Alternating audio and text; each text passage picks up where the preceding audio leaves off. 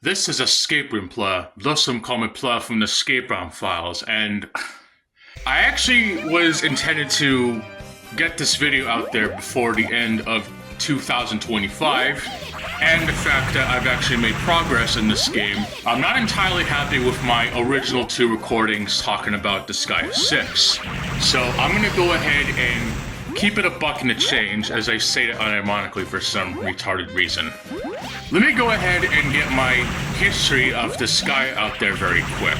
I'm not exactly a huge fan of it, and the individual that introduced it to me is, well, a part of my life I really rather not disclose right now. Putting the time to play it on my own, it's a decent tactics role-playing game. If you played Final Fantasy Tactics, you'll feel right at home. Unless the whole lolly, oh by lolly, Shota looking, or whatever insane fan service that appeals to most people would turn you off. The people who work in this game, they all must be pedophiles. You can't tell me otherwise. Okay, all jokes aside, if you think that this guy is pedo bait, you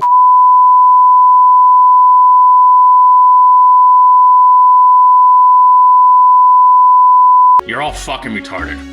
Disgaea, ever as far back as the PlayStation 2 and even other games that way preceded it, has been a consistent quality of games, and even some of them sharing in-universe ideas, including one Ball. Yes, this was way before From Software essentially made patches crossing over into other games for reasons for one another. The point is that Disgaea has been a consistent quality of games, even being made by a Japanese studio, having both English and Japanese dubs, not much censorship, with very few exceptions, but honestly nowhere near as game-breaking as today's censorship, and just being an all-around decent company who makes quality games, and even the few spin-offs that are there can compete with the games of today. If people think that Dark Souls is the hardest thing ever, you have no idea what the pretty games have to offer. And the fact that they have a dual compilation of the games on the Switch and not on other platforms is a pretty damn shame. But I guess the game that was made originally for the PlayStation Portable, I can kind of see it being a thing where they decide to keep the tradition, but on the platform they can't even keep its consistencies around censorship and tastefulness into play. I played through Disgaea 5 as it's the game that was released prior to Disgaea 6, and it's honestly a pretty damn good game. Yeah, there's some things in the story that might be seen as cringe, some of the characters in there might be not the most tasteful, but it's an all-around quality game that has a very deep post-game if you even survived it long enough. And it's just a decent game all around. I can't really put into words, but even with Disgaea 5, or maybe even 4, there are things in those games that can be seen as actually being problematic. But take with the fact that the Japanese version's map maker had to be nerfed for the Western releases because some people are a little too immature for my tastes.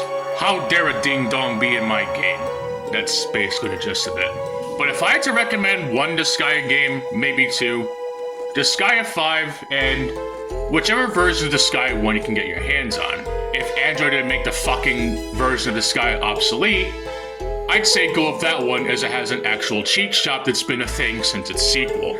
Oh yes, and let me get the elephant out of the room right now.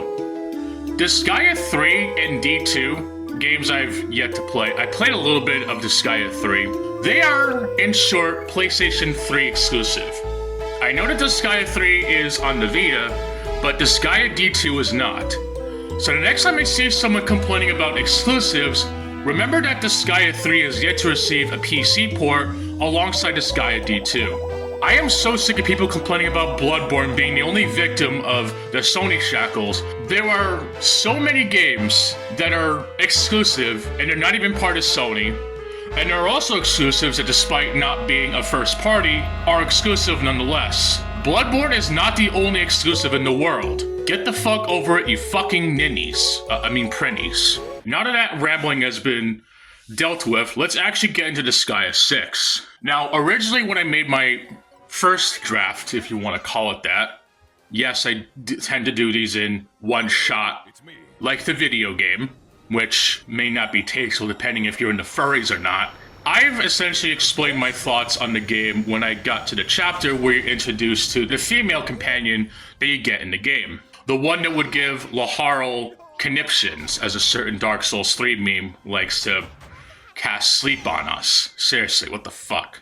The story in Disgaea 6, while it does have good meaning, it really pales in comparison to the other ones, let alone other games that are role-playing games, or not even being role-playing games, and just actually having decent characters and decent writing that doesn't want to make you fucking puke. And especially the presentation, which I'm gonna go ahead and talk about that. I know that a lot of the criticism of Disgaea 6 is the fact that they went from 2D to 3D. Oh fuck, I might as well just say it. Disgaea had a pretty rough transition from 2D to 3D. And not in the sense like with Sonic, with gameplay-wise, I mean presentation-wise. Here's a hot take. I'm not particularly against the idea of the Disgaea models going from 2D to 3D. I do feel that the art style that they're using, the basis being Disgaea 5, some models might look one-to-one with the others, but my main issue is the overall presentation that they've chose to use with Disgaea 6. Just look at the first cutscene you see in Disgaea 5, and then look at all the other various cutscenes in Disgaea 6.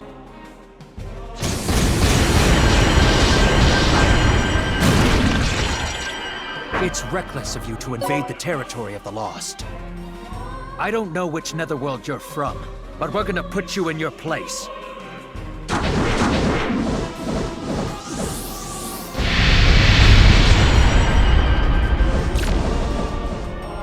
Serafina! At this rate, they're gonna annihilate us, dude!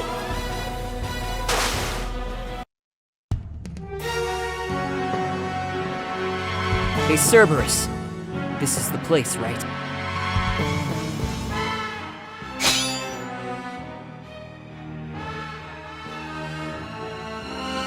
Yep, no doubt about it. I can smell it in the air.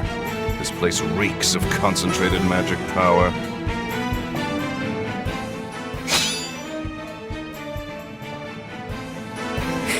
You serious? It's just a fucking visual novel mode, dude. Like, it's so overused, it's not even funny. Hell, there's only maybe like 1 or 2 actual cutscenes that are nothing but the actual in-game cutscenes, and yet they have some of the worst cameramen, probably prettiest for all I know. Prism Red reporting. I just finished surveying the surrounding area. And? What did you find? No, I'm detecting multiple energy signals. It's a group of demons. I can feel their malevolence. Don't let your guard down, any of you. There's hardly any voice acting from the enemy characters as well. Like, it's mostly done by the actual characters that give a shit. Like, what? Did they run out of budget? Did they run out of hell? It's gross as to how much cutscenes there are in terms of what's being shown. And no, this is not something like Bayonetta or Metal Gear or whatever other game you want to compare it to. No. There's time for cutscenes and there's time for gameplay. And even the cutscenes themselves, they don't drag on as far as I'm concerned. And hell, you can skip it all if you want to, though. Honestly, why would you? Disgaea is one of those game series where the story does have some weight to it. But even the writing in Disgaea 6, it's just nowhere near as good as the others. Particularly with 5 or even the original, which does have its serious moments, but it still has that charm Disgaea has always been known for. The only thing that Disgaea 6 improves on over Disgaea 5, in my opinion, are the skits. There's a lot of damn good skits in Disgaea 6, but because of how the event viewer is shown, you could legit miss out on the skits, and they're actually a missable trophy to boot. They also don't have the song that plays when you actually view a skit, completely ruining the vibe and atmosphere. And the fact that there's a lot of reused songs from Disgaea 5, there's absolutely no excuse to why they couldn't even play the proper song. As another hot take, if you will, Moving On is just so much better than Missing You. But I get the point that it's meant to fit with the theme of the game, but I still prefer Moving On for a varying number of reasons. But I'll digress. What other shit could I possibly talk about? Well, let's actually talk about some of the characters, I guess. Zed is essentially a dude who wants to fight the god of destruction.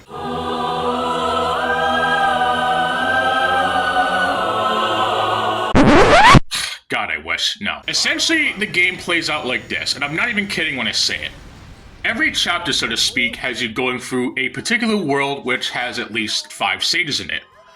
At the end of the 5th stage, you're always fighting a god of destruction, which is very particular as to where it wants to strike next.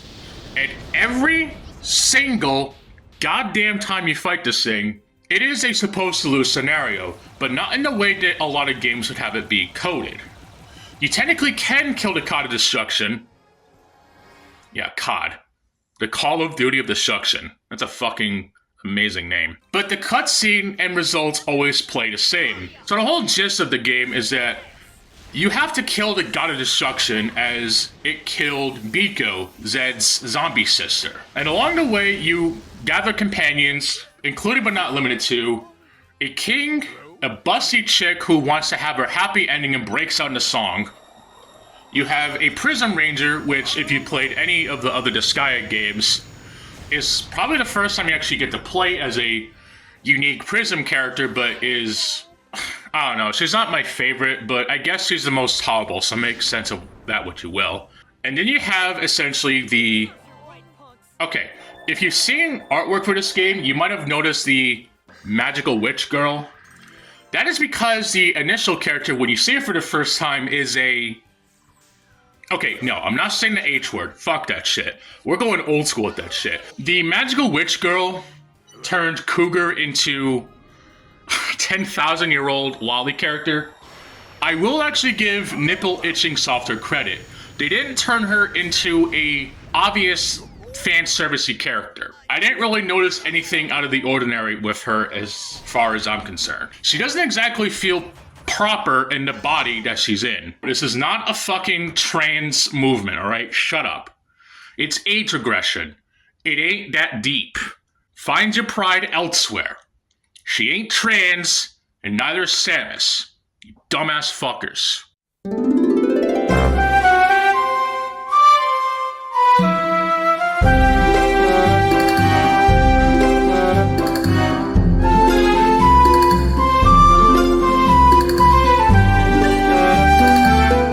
The fact that every single chapter ends with you fighting the god of destruction and always has the exact same results just gets stale as fuck, boy. Seriously, like the meme.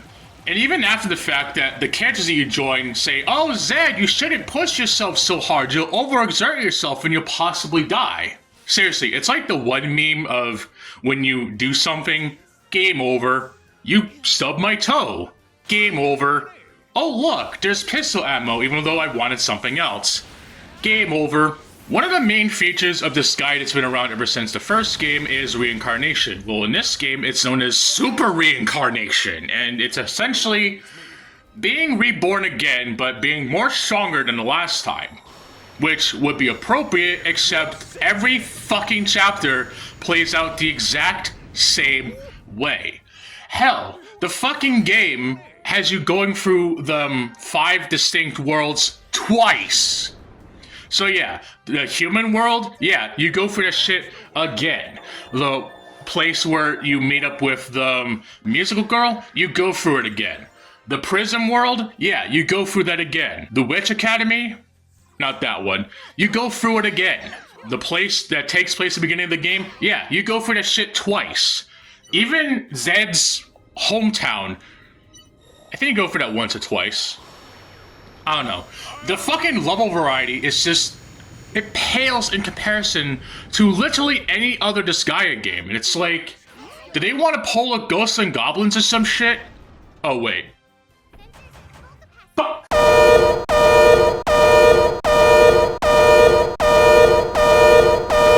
Even the story just, like, makes no sense. Like... It starts off interesting, yes, and the characters do have their own form of revelation, which is nice. But there are at least a couple of points which just legit make no damn sense. When you revisit the world where you can recruit the magical witch girl, the game wants to go on about how you can't change fate. And of course this is said by the dog Cerberus, who is in fact not a Cerberus, and I thought it was voiced by that golden robot from Futurama, which just has that similar voice.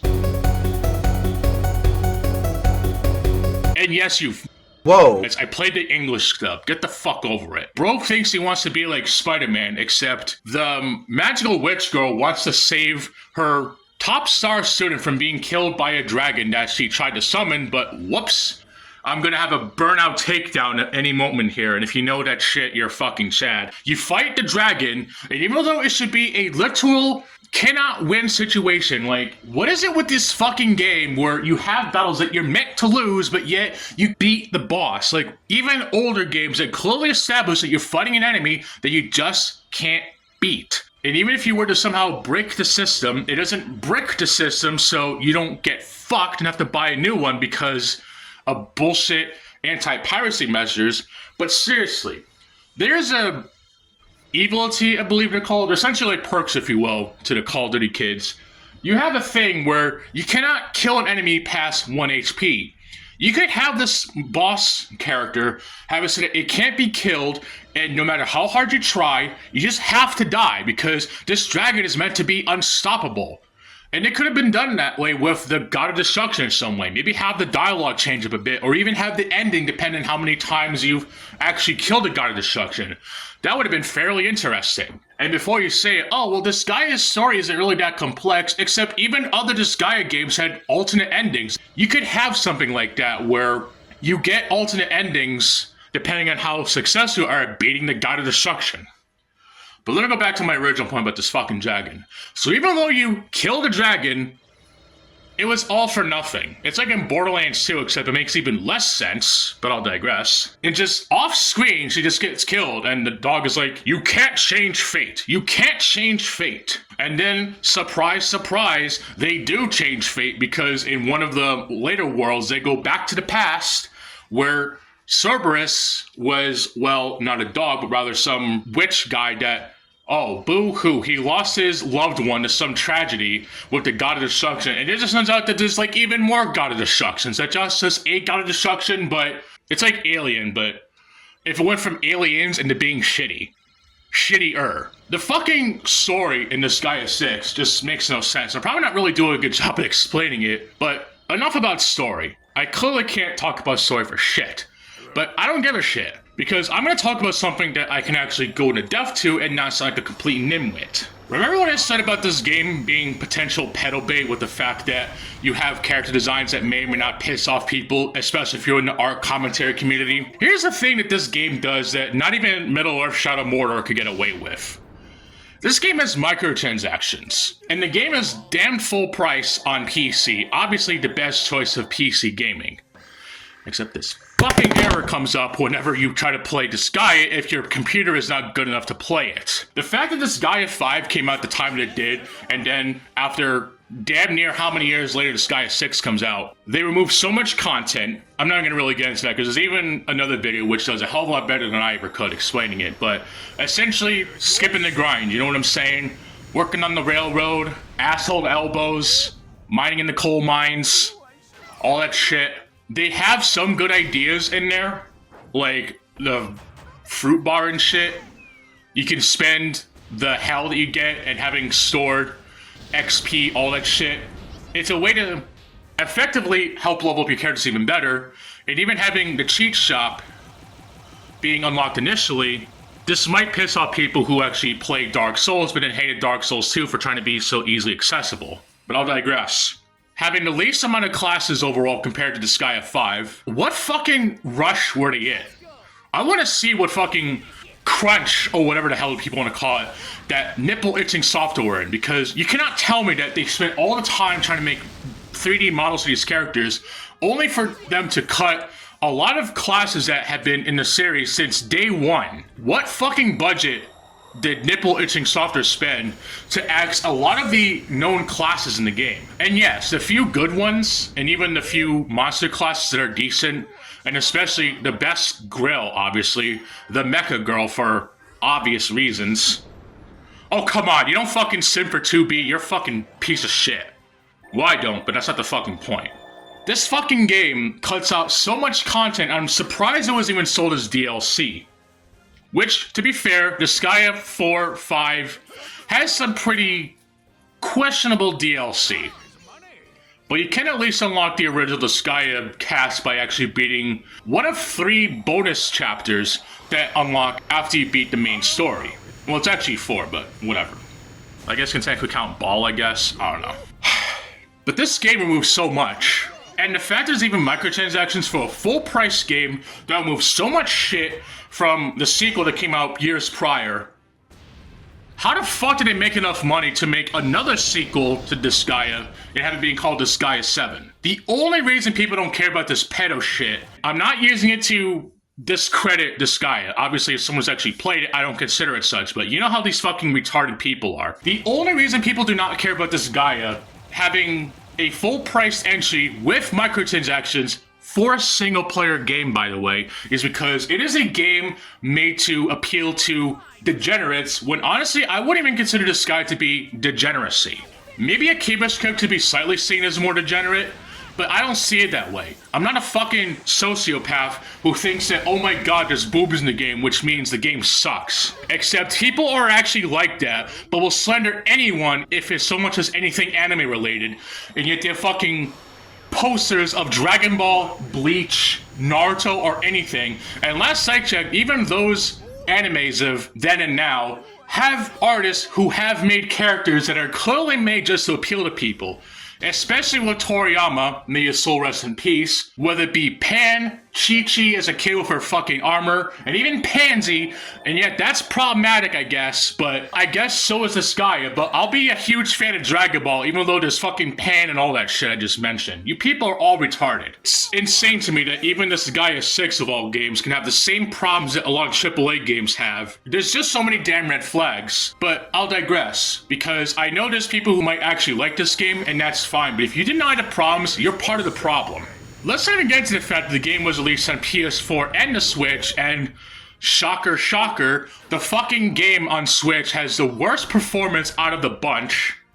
And the fact that the PC version wants to charge even more than the Switch version is fucking insane.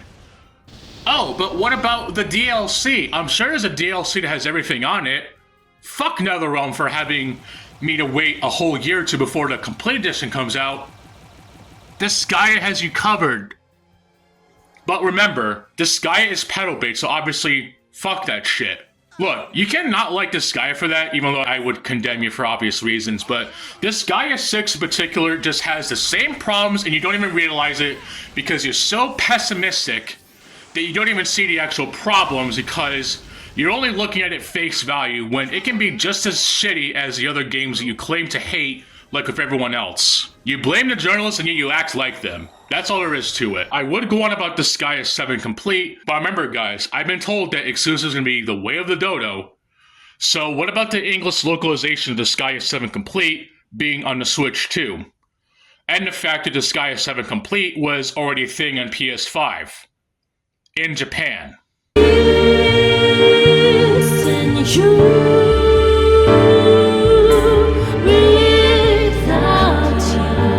I can't convey any other way of saying this, so I'll just close it off by saying this. I'm gonna finish it just to spite the children of the dark. This is ScapeROMFiles. I will see you all next file. Thanks for watching and take care. And my next big rant will be coming up soon. Just stay tuned. Without you.